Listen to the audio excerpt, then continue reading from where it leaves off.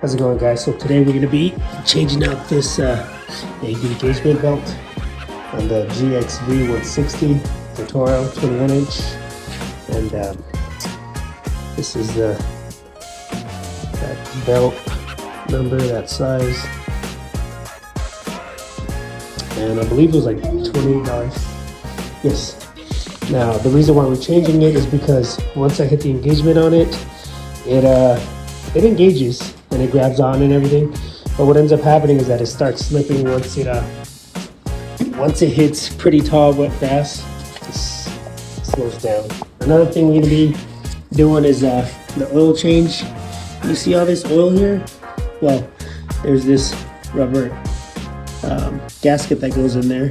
We're going to be replacing that, and hopefully stops that leak. And yeah, so stay tuned. So I went ahead and I flipped the mower onto away from the air filter because you don't want any fuel to get in there. And so I got to remove these two bolts. These are, I believe, 15 millimeters. And then there's 3 10 millimeters, one here, one there, one here, I believe. So belt behind this, and let's go ahead and take this off.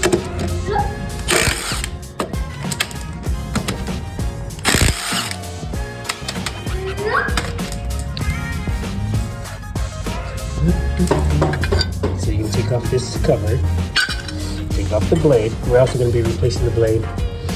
It's not too bad, but you know, you want it nice and sharp. So we're going to take that one off, put a new one in, sharpen that one out. And then there's this spacer here. Remove the spacer. And then you remove this entirety. And then, like I said, you just expose the actual belt by removing 1, 2, and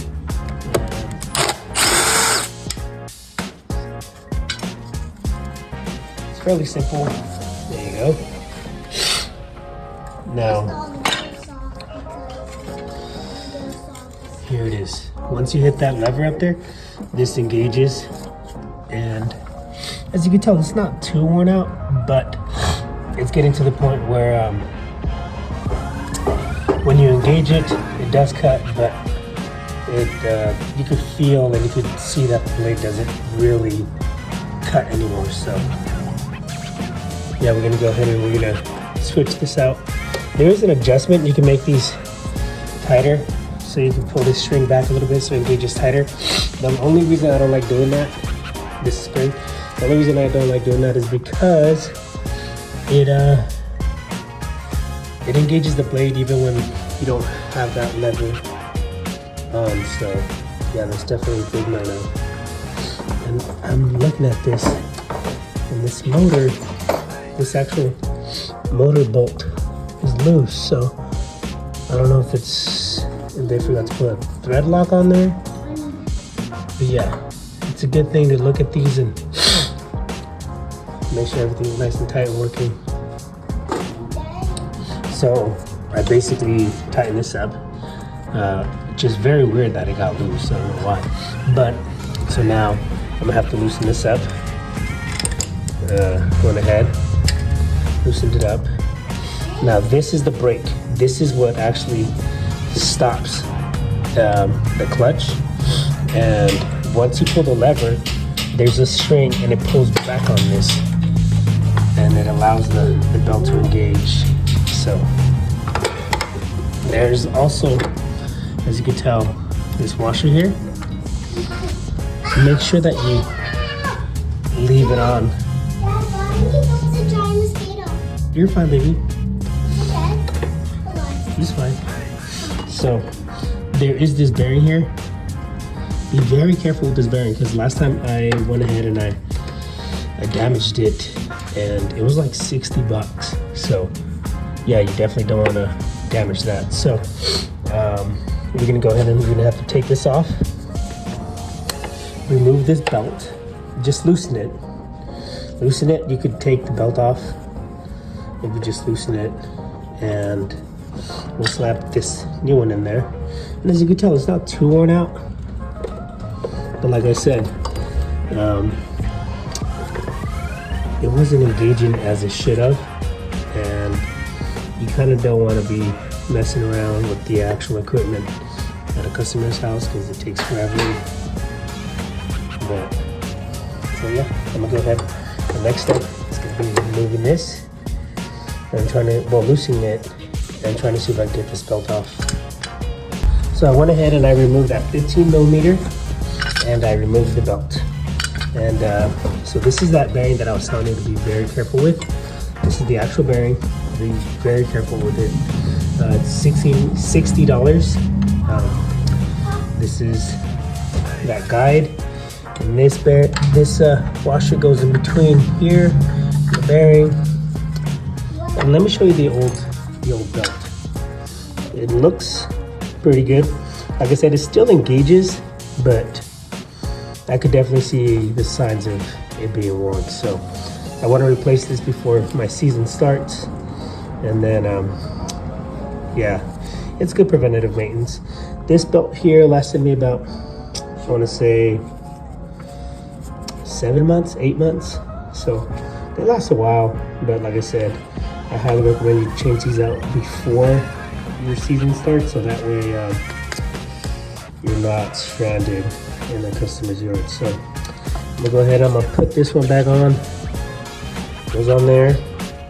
Put that bearing back, put the guide back, put it in the guide, and yeah, I'll show you the rest. So I basically put it back on. I didn't tighten anything down, but you can take a look at it. That's what's gonna go. I put that 15 millimeter bolt on. Make sure that there's a washer there. I'm gonna try to do this one-handed, see if I can get it. And feed this here. And the tough part is getting this in here. There you go. So that's basically how it's gonna go. It's fairly simple. Tighten this down, put this bolt on, make sure everything's aligned, make sure nothing's crooked or anything. That right there. Now I'll put this back on. Like I said, clean up the deck. Get down on these. I think these are about 60 or 70 pounds PSI. I basically just use the impact till I hear 2 clicks, and then haven't had any issues. Like I said, this one did get loose, but I haven't messed with the motor, so it might be just because that oil gets in there and that vibration. I don't know, but I did notice that it was vibrating a little bit more than usual, but only when I was engaging it. So it's a good thing that I went ahead and I did the belt, because I noticed it. But now that I'm in here, I'm checking out the other belts. This is transmission belt, still looks good. Yeah, hopefully that helps. I'm gonna go ahead and put everything back, tighten it up, and I'll show you guys once the cover's on, once it's cleaned up, and the new blade. Alrighty, so we kind of cleaned up the deck as best we could. Put the new blade on it. I like the cover heads, these right here. Reason being is because I don't know if you can see that, but they vacuum the crap out of my grass. So let's put that on. Let's put this on. Put these 2 bolts on, and we're good to go.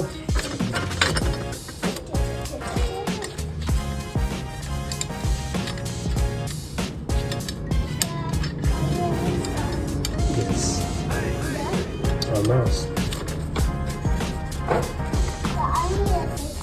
So if you have a mower and has leaks everywhere and you can't find it, more than likely it's gonna be this fill tube. There's this grommet that goes in there, the O-ring. And the thing is, when you change the oil, you probably bend it. So I got little debris in there.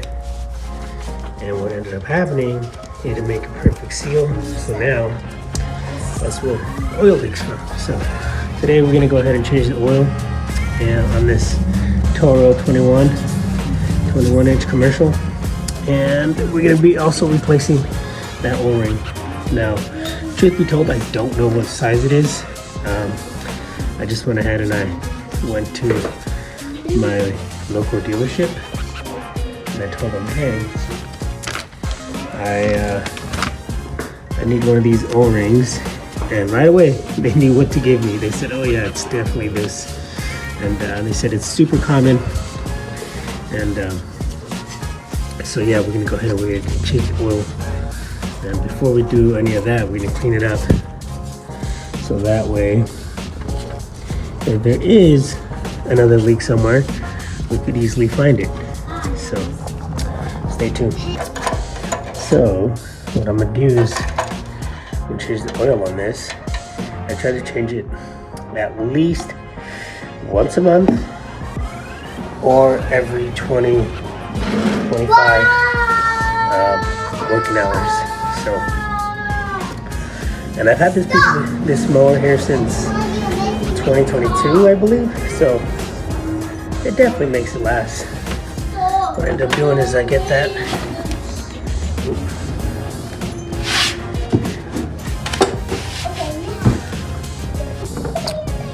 So look at this. When I had removed it, and it's a ton of debris that was preventing it from making a proper seal. So maybe it could have been that, you know? So I went ahead, I'm cleaning it. I'm also cleaning that up right there. So it does make a perfect seal. So I'm gonna remove this O-ring, put that one in, and we'll backfill this with oil. And yeah, so I went ahead and I put that O-ring back. I just gotta put this bolt back.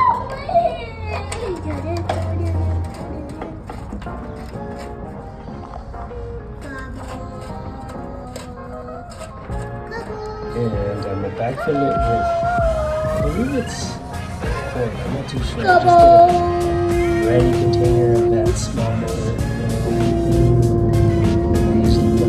Quarters in the middle section of oil. And then we go through the entire thing.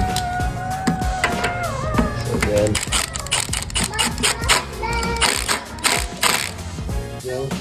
tight. Clean this up, fill it up, and we'll check it. So now we're just adding the oil. It's the oil I use. I don't use all of it.